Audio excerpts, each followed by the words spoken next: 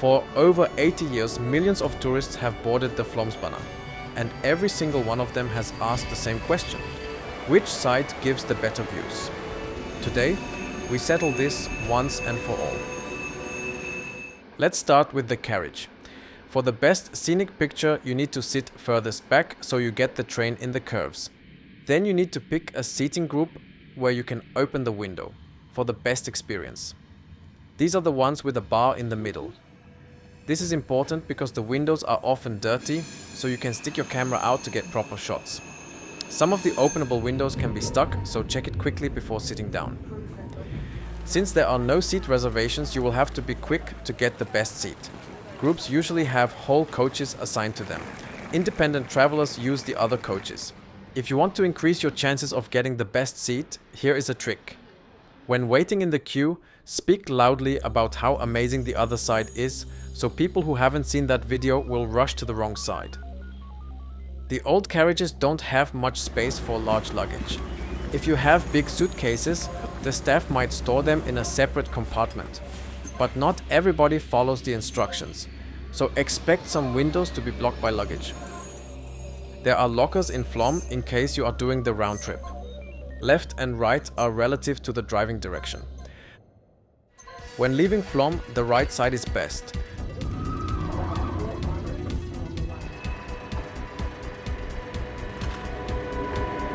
The train hugs the left side of the valley and you won't see much there. You can see Brekkefossen and then the village of Flåm. At this point you will hear one of the very few guiding messages on the line about Flåm Church. In our opinion, it's pretty weak, so use the Explore Norway app for a better experience. Then comes the first tunnel, but after the exit, it is still the right side that is better. There you can quickly glimpse Rjoandefossen. It's right after the tunnel exit on the other side of the valley. The line climbs over the valley and you pass Dalsbotn station, then follow a couple of tunnels.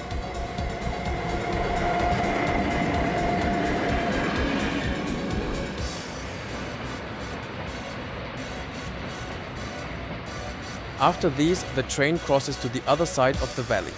From here, it's better to sit on the left side. The train rises now high above the valley floor.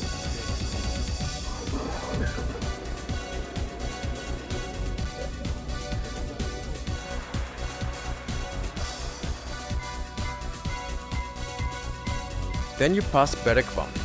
Since this is the only passing siding along the whole line, the train will wait here for the other train. In the winter season, the train will just pass, but this is a station, and you can get on and off the train. By the way, there are no signals here. It's still done the old-fashioned way.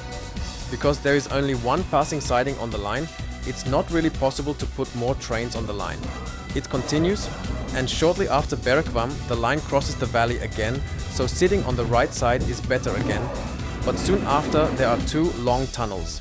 After a short stretch of open line, where the view is on the right side, you arrive at Kjosfossen, which is on the left. But since you can exit the train, it doesn't matter on which side you sit. Depending on where you sit in the train, you will exit the carriage in the tunnel. The train waits for 5 minutes. The staff will make sure everybody is back on board. We have found no report that people were left behind.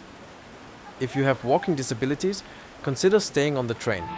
During the summer season, there is a music and dance show in front of the waterfall. In winter, the waterfall is mostly frozen.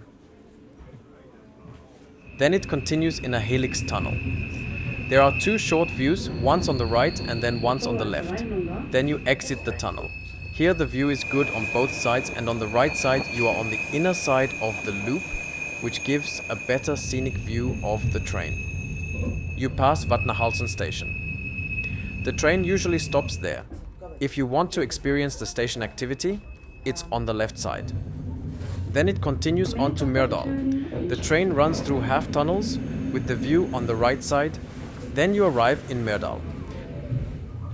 The train will wait for approximately 20 minutes before returning to Flåm. Or you can change to the train to Oslo or Bergen.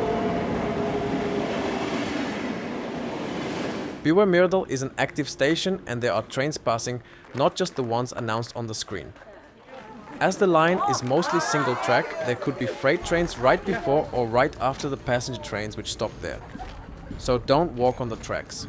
Myrdal is just a train station, so after 15 minutes it gets boring anyway. No point in using more time there.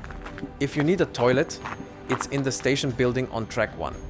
So for the way back, the same repeats again, but on the other side of the train. If you had a bad seat on the way up, try to pick a better one in Myrdal while everybody is sightseeing.